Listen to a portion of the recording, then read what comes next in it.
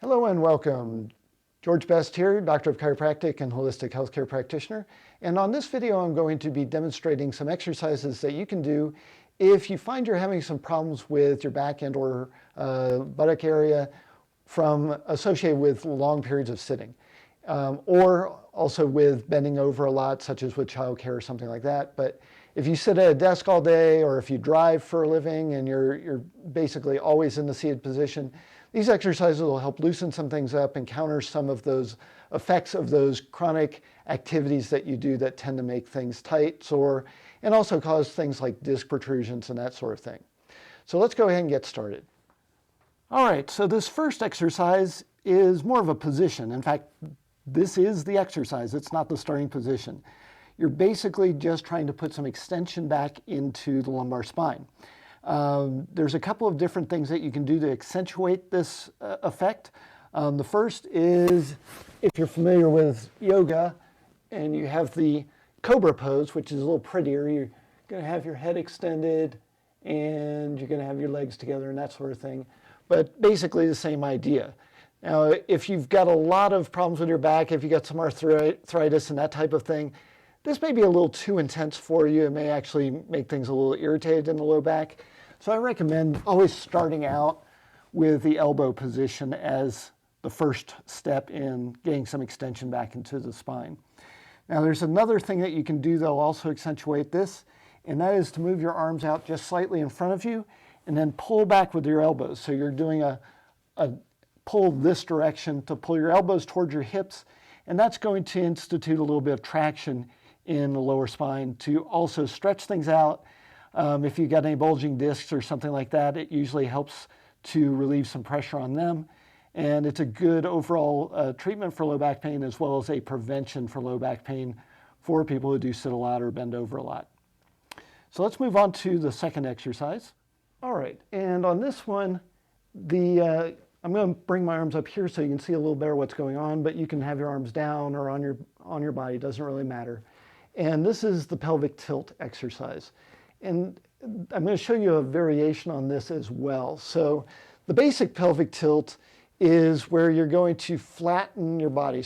So you're basically rocking your hips this direction and pushing your low back flat down onto the mat or the floor or whatever you happen to be on when you do this. Firmer surfaces generally work better for this. So you're going to press down, hold for about 10 seconds, and then relax. Now, what I like to do to actually further improve mobility in the lumbar spine, as well as to help with stability and reducing disc protrusion, is to accentuate the return. So instead of just relaxing, so you go in from here to here, I recommend actually extending more. So it's a motion from here, there's the relaxed position, and then you're going to accentuate the position of extension. And you hold that for about 10 seconds. Now I'm going to show you on a model what's happening there because I realize it can be a little difficult to see on this. All right, so here's our spine model. Head up this way, pelvis and legs down this way as I was positioned on the table a minute ago. And I'm holding up the lumbar spine just because it doesn't have muscles, so it's going to sag down. But in a relaxed position with your legs up, like I was, you'll have this space underneath the lumbar spine.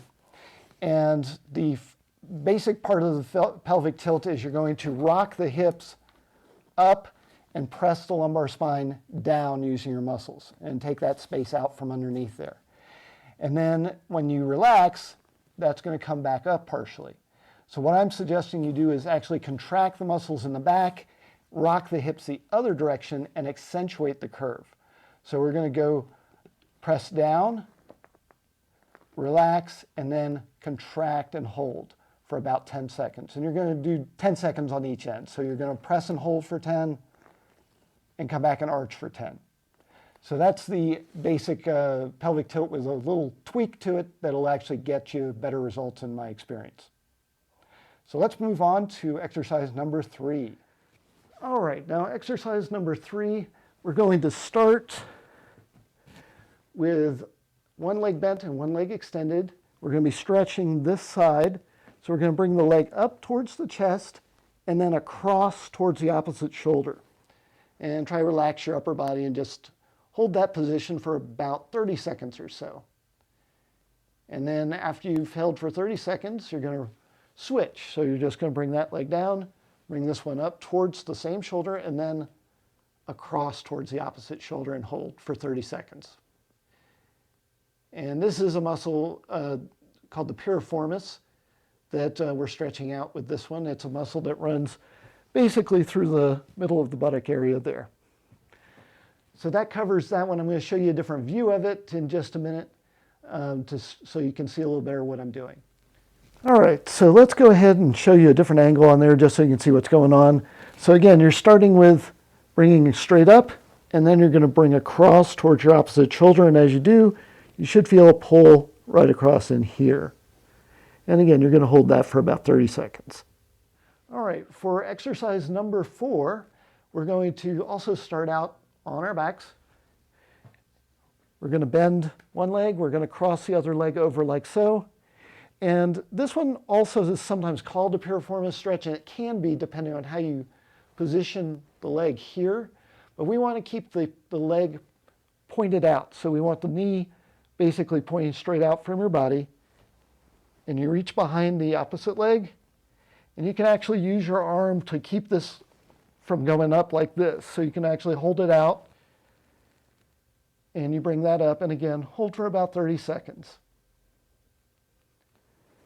And then after that one, you're going to switch off, of course, do the other side. Again, we want to keep this leg pointed outward. And bring it up and hold for 30 seconds or so. So let me show you the other view of that as well. And now to give you a little different angle,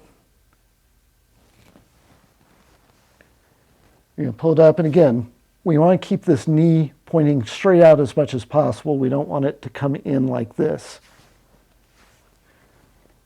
And again, you're going to hold that for about 30 seconds. All right, so those are the exercises.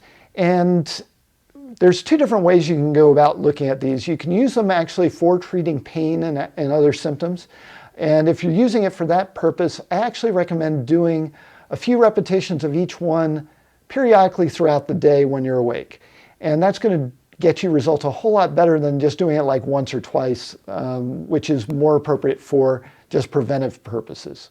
So again, if you're using it for symptoms, the more frequently you do them, the more effective they're going to be.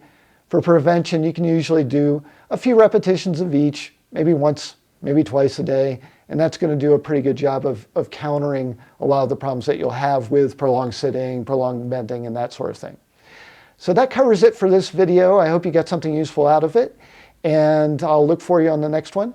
Before you go, be sure to subscribe, like, comment. Feel free to ask questions if you have them in the comments below.